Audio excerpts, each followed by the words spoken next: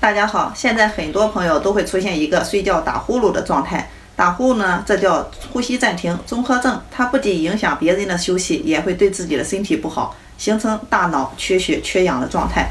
那么今天呢，打呼噜的人员看过来，我教给大家一个中医的小方法，可以改善打呼噜的现象。